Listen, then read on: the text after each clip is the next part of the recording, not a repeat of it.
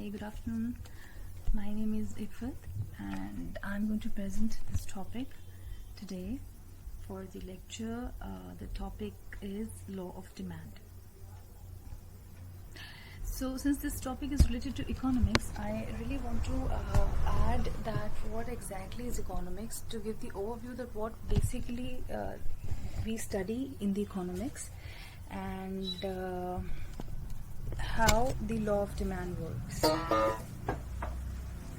So basically economics is the study of how humans make decisions. Economics we study depending upon the demand, the production, the consumption and the transfer of wealth.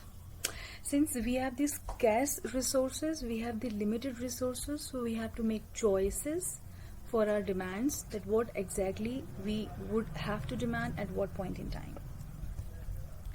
So what is law of demand? To understand what is law of demand, we should know what is law first. So law basically is a system of rules which is followed by a particular community or as a country as a whole, if we talk about macroeconomics.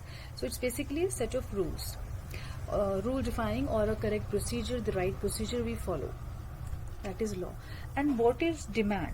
So demand basically is an economic principle referring to the consumer's desire or wish to purchase goods and services. If any person has just the desire to buy a product, it doesn't become its demand until he has the willingness to buy that product too, or he is willing to actually pay the price for. For example, if I have a desire to own a Mercedes, it doesn't become my demand until I have the ability or the sufficient amount of money, whether if I'm willing to buy that particular product, only then it becomes my demand. So we consider demand in economics is when a desire or a wish plus the willingness of the same to buy it. It becomes the demand in economics we consider it. So basically it becomes the economic principle which is referring to consumers' desire to purchase any particular good or any service also, and he or she is able to pay the price for the same. So now what is law of demand in economics? We consider law of demand as, like, we will have to assume this is the basic assumption that all the other factors are being constant. The law of demand will only be applicable that whenever the price will increase, price of any product will increase, the demand of the same product will fall. And what are those other factors? If I see other factors which I'm talking about, that those should be constant. It should be that the taste of the person or the consumer should not be changed. Let me just take you to the slide of the assumptions. We assume these assumptions that there would be no change in the price of the related products, related commodities. So related commodities can be the substitute products also. For example, if we are going to consume, or if you're talking about the demand and the consumption of rice, so the price of the other substitute products are not going to change. That is what we are assuming. Only then that law of demand will be applicable. There would be no change in the income of the consumer also. In any case, if the consumer's income increases, obviously his priority would increase, and then that particular law of demand will not be applicable. Size of population is that the consumption, the people or the consumers' number should not be changed. It should be remaining same, for which we are actually applying that law of demand. There would be no change in the taste and the preferences, custom, habit or the fashion of the consumer also. It should be that whatever basic taste of the consumer is, it would not be changing. The preferences should not be changing. The fashion, the product which we're talking about should not be out of fashion. Otherwise, that law of demand will fail and it will not apply. And there should be no change in the future expectations of the price also. When I say future expectations of the price, it means that we can take the live example of our current scenario of the lockdown also. It has not been applied during that lockdown period or before that lockdown period, that we people, even at the higher prices, consumed or bought more products just because we had a fear that there can be a shortage of something. So there are certain exceptions also wherein that law of demand fails and law of demand does not apply.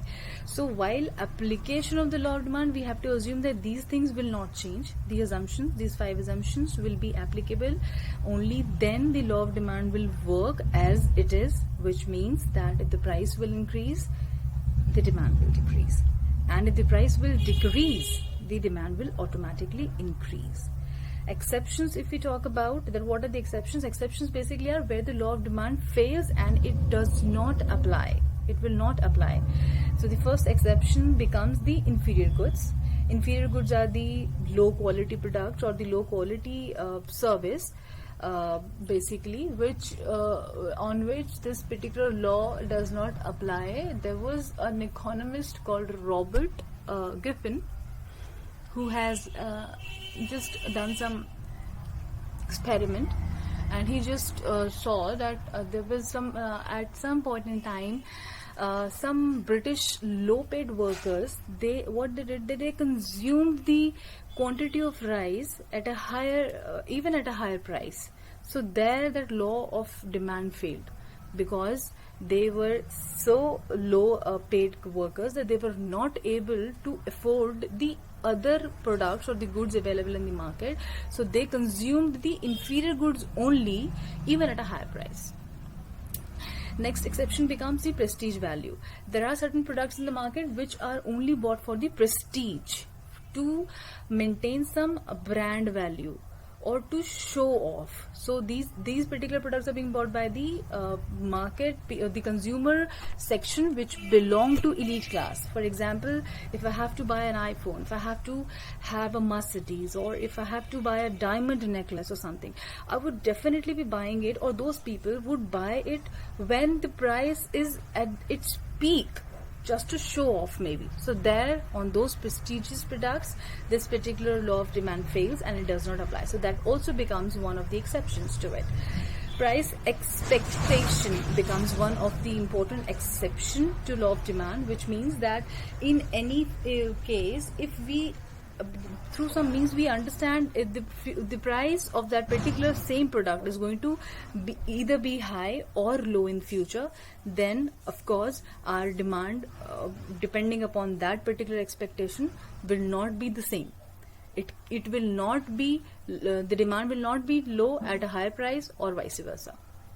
Fear of shortage, as I've given the example of this fear of shortage of the products during the lockdown also, I have given the example already earlier, that becomes the exception where the law of demand did not increase, we did not apply. We ourselves have actually just seen that when PM Modi just declared that one-day curfew, we all were in fear of shortage of our basic necessity products. So we procured it for a big or I would say a longer period of time. We just thought, we were not very sure until when we would be the market would be normal, or until when we would be able to have the products in time or something like that. So that fear of shortage made us buy more even at a higher price at that particular point in time for that shorter period of time where that law of demand did not apply.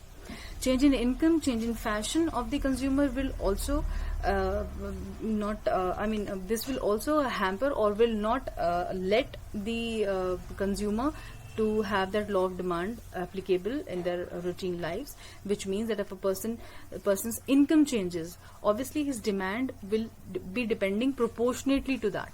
If his income increases, he will shift himself to some other better or prestigious products rather than he would be choosing to buy the same product, and vice versa also. If the person's income decreases, we then have to again make the choices and choose at what is our priority, what should we be actually choosing at first, and what we have to prioritize the things that way, the demands.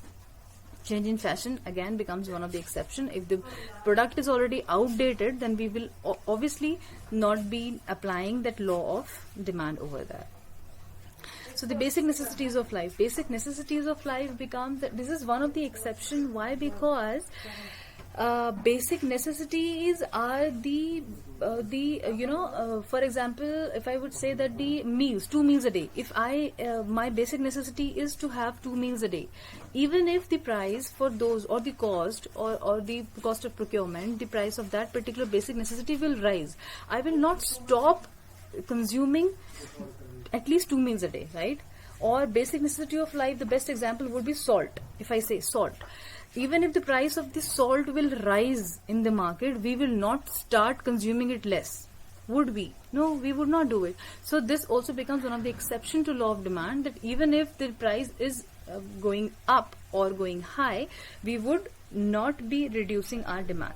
So these are the assumptions and the exceptions I have covered, and what exactly is law of demand I have covered with you guys, and I hope that this makes sense to every one of you, that what exactly the law of demand is. So any question and queries are all welcome from all of you, and thank you so much for your time and everything. Thank you.